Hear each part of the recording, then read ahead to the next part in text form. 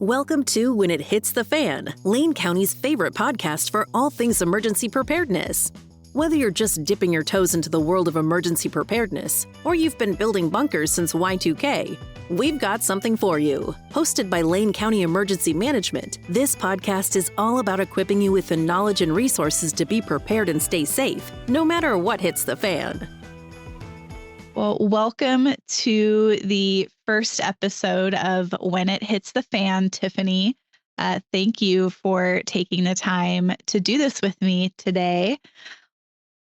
Let's just dig in a little bit and talk about why we're here. That's great. Thank you for having me, Devin. This is such a great idea. I really want to hear from you first. I am sort of late to the game and just thrilled to be part of it. I'll talk about why I think it's important, but I want to hear from you first. We've been looking for ways to help our community become more prepared for disaster. I know that you are new to Lane County in the role of emergency manager, but you're also very aware of our recent history. And we have had multiple federally declared disasters. We've had fires and ice storms and flooding. And it is something that our community faces on a more regular basis than in previous generations. And so, our goal is to provide another avenue for people to get that preparedness information and hopefully engage both in their individual preparedness at home and understanding what response and emergency management looks like. I hope that is a similar goal to yours. Absolutely. I just take it one step further, having done this work for so long and understanding the challenges of doing this important work. And we're sort of the insurance premium for the bad day that everybody hopes won't happen. And they have so many other things on their mind. So it's always good to have another tool to talk to people and tell them about the importance of this work and help them understand how they can participate and become more prepared. At the end of the day, this is really as much about building a new culture in our region as it is about preparedness for me. Preparedness is about building a kit and getting people prepared, but my goal is that people wake up in this region every day and preparedness is just part of what they think about on a daily basis. So you have been doing this work for a long time, but for folks in our community that haven't gotten to meet you yet, what has led you to become the subject matter expert that you are today? Thank you. It's such a big job that being called a subject matter expert feels a little humbling. There's always so much more to know and so much more to do than we have in front of us every day. My title is County Emergency Manager for Lane County, and it's a new county for me, but it is not a new job. I was the Clatsop County Emergency Manager for 12 years up on the North Coast. That's Astoria, Warrenton, Seaside, Cannon Beach, and Gerhardt. And in that role, I did this job. On the North Coast, there was a real focus on tsunami and earthquake. We talked a lot about the Cascadia Subduction Zone earthquake because we were at ground zero for that and knew that we would be really challenged when the event happened.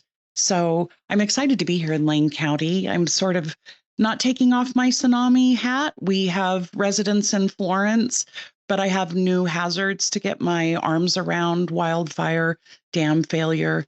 And I'm just delighted to be here. I lived here about 25 years ago, and it feels good to be back.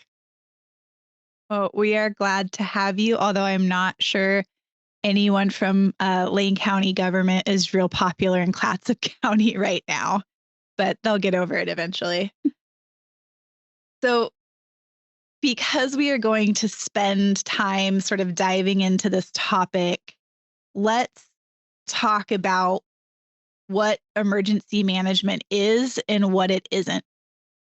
I love starting there. It is such a misunderstanding.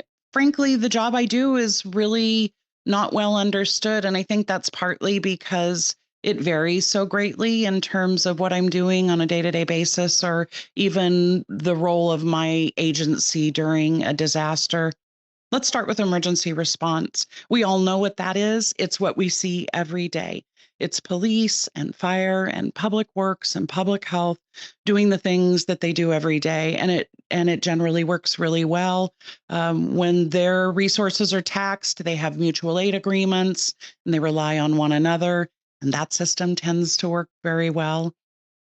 Where I come into play for emergency response related to emergency response is when the everyday resources just aren't enough. Um, when a jurisdiction has something in front of them and all of their resources don't meet the needs and they have gaps. Sometimes that looks like extra resources that we coordinate. Sometimes it looks like advanced planning, and often it looks like community engagement, evacuation, or alerting the public. So when I talk about us or we or emergency management or the Emergency Operations Center, that's also not just me or my very small staff day to day, which is 1 to 2 people. When we are in response mode as emergency management, that means we've activated the Emergency Operations Center. And when that happens, my operations expand. They include you, Devin, the public information officer, a critical piece in county response, search and rescue from the sheriff's office, the EOC staff, which can be just county staff that has a day job. And when we activate the Emergency Operations Center, they come over and help us. We have subject matter experts. Back to it's never same twice in a row. Depending on the event, you don't know who's going to be in the Emergency Operations Center, but that's generally how it works. So I really appreciate the overview. Can you also talk about, from your viewpoint as the emergency manager, how Lane County specifically fits in here locally when we have incidents, whether it's wildfire, whether it's Cascadia, whether it's dam failure or flooding, or the hazardous materials spill, all of those things that could happen here. We'll bring up the volcanoes in a future episode. Thanks. Well, I guess I already talked about how we perform during an incident. So let me take a step back and talk about what we're doing during the regular days, the everyday days when things are working as they should. And to talk about that, it's helpful to talk about the phases of emergency management, which are preparedness, mitigation, response, and recovery.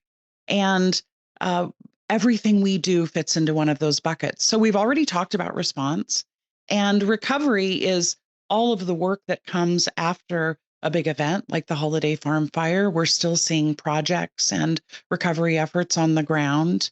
Preparedness is trying to get people and agencies ready ahead of time. And mitigation is assigning projects to improve our environment so that the disaster doesn't hit us as hard the next time, and so that we're able to recover more swiftly and easily.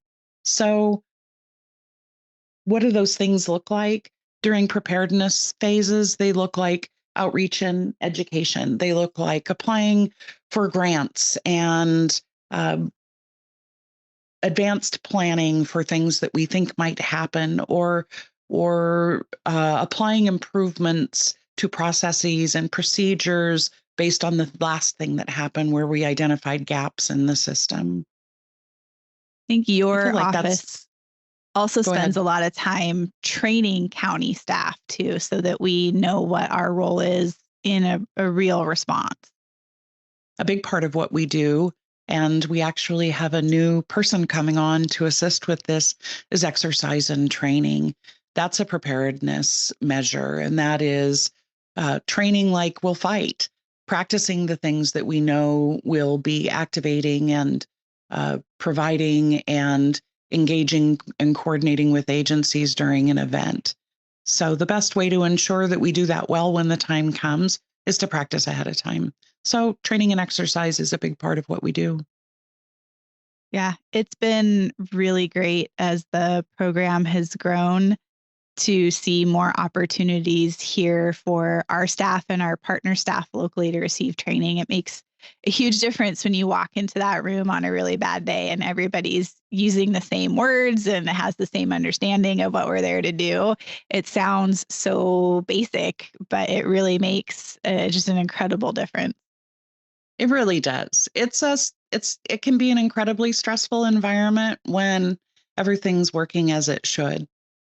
So, what about response and recovery? I feel like most people can picture response, but recovery, for me, is just harder sort of to wrap my head around. I get it. I don't think you're alone. Response is something that we see every day, and it's a word we're familiar with. Recovery is the point in an event when we begin taking action to restore to normalcy. And it actually starts before the response is over. There are there's the immediate response. And while that response is still going on, you could see efforts to start to return to a state of normal. The definition of recovery is restoring the affected area to its previous state. And that can mean so many different things. So it means restoring businesses. It means returning people to their homes, and starting to restore everything that's out of whack because of the event. But therein lies the complexity. Everyone's different. We have a goal to address the whole community, meet the needs of everyone, meet them where they're at, address the realities of everyone's different lived experience, different needs. And so that ends up being a really long process. I appreciate you pointing out that recovery can be squishy because it does start while we're still also working response. And it's not always clear, is this thing that we're doing over here fully response or is it really recovery? And how do we manage that? Because recovery takes far, far longer than any response. Response is like a flash in the pan, and recovery just sort of plods on for weeks or months or years. It takes time. Well, I'm excited to have this ongoing conversation and hopefully it, touches a chord in our community and does help people understand the responsibility we all have around preparedness and emergency management in general. So, um, what is your favorite resource for community members? If somebody really wants to get started at their home level, learning a little bit more about preparedness, where would you send them?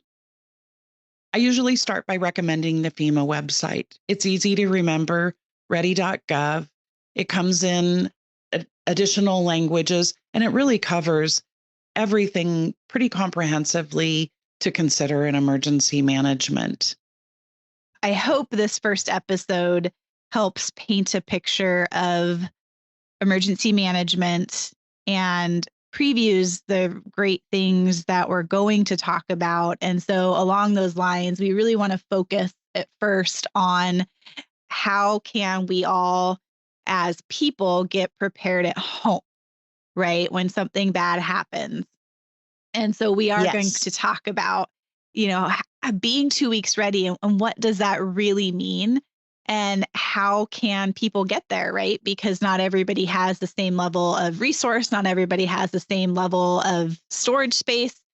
Some families are very small, some families are very big. And so it looks very different for everyone. Talking about go kits, evacuation, what do you do with your pets?